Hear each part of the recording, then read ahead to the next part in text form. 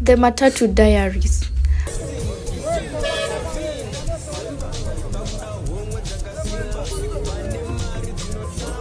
A portrait of life inside Nairobi's most iconic commute. My name is Doreen Orwa.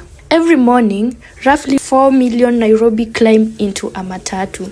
Not a bus, not a taxi, a matatu. The 14-seater minibus that has for 60 years been the unofficial heartbeat of this city. It is loud, it is painted in colors that has no business being that bright at 7 in the morning. And it is.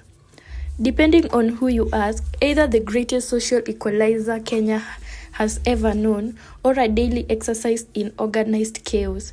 Tonight, we ride. This is the Matatu Diaries. Confirmation. Nakama enihusu si dimension. Kama fala wali to show direction. Confirmation. Kolimiza ukata live tumecha kwa hizo riba. It is 6:40 in the morning on a Tuesday. I am standing at the Githurai terminus on Thika Road, one of the busiest boarding points in East Africa. There are smells of diesel and mandazi. Tots in orange vest move through the crowd like sheepdogs, coaxing, beckoning, sometimes physically steering passengers toward their vehicles. The matatus are already here, dozens of them, each one moving canvas. One has the face of Nairobi wrapper stretched across its entire flank. Another is wrapped entirely in Kenyan flag. A third simply reads in bold white letter, God's timing. I climb in. There are already 12 people aboard. A woman in a business suit reads her Bible.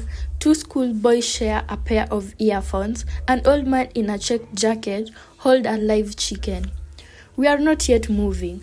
Nobody seems surprised by the chicken.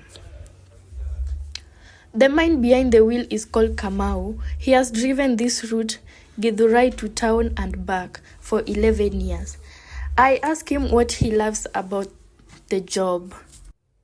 Hii gari ni familia yangu. Every morning I wake up, I know exactly what I'm doing. These people, they trust me with their lives. Every day in traffic that will drive anyone crazy. That trust, hiyo ndio inafanya nikuje kazi every morning. The tot, who goes by the name sponsor, collect fares with efficiency of a man who has done this 10,000 times because he has. He is 19 years old. He left school at 16. He earns around 800 shillings a day on a good day, less than $6. I ask if he ever imagined doing something different. Every day I imagine I want to be a mechanic, a proper one, with a garage. But for now, in your life, and you know what? I know everyone on this route. That mama, she's going to Kenyatta Hospital. Her daughter is sick. That guy is going for an interview. I can tell by the shoes. This work teaches you people. Bro, university itakufundisha hivyo. We are stuck on Thika Road, a stretch of tarmac that, despite being one of Kenya's most modern highway, somehow manages to grind to a standstill every single morning. The woman in business suit, she has put her Bible away. Her name is Grace. She is a nurse going for a morning shift at Kenyatta National Hospital. She has been making this journey for 9 years. People think Matatu is the problem. The noise, the recklessness, yes, sometimes, but for most of us, this is only option. I cannot afford a car. A taxi is 300 shillings one way. I will spend half of my salary just getting to work. This Matatu cost me 40 shillings. That 40 shillings is the difference between me affording school fees and not.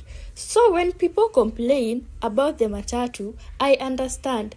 But I also think, do they know what life is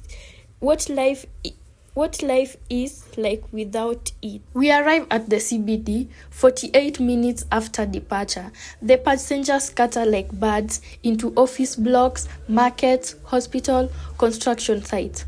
Kamau will turn around and do it again. Sponsor will do it 17 more times today. Grace will be at Howard in 6 minutes, she says. She doesn't walk, she strides. On the side of the Matatu, I noticed something I missed at the terminus. stenciled in neat gold letters just below the rear window. Every journey tells a story.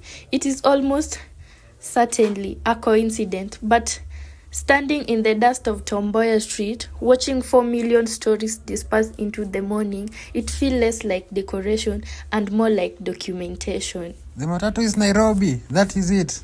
Remove the Matatu. The city stops. It is too loud, but I've been riding it since 1987. So here we are.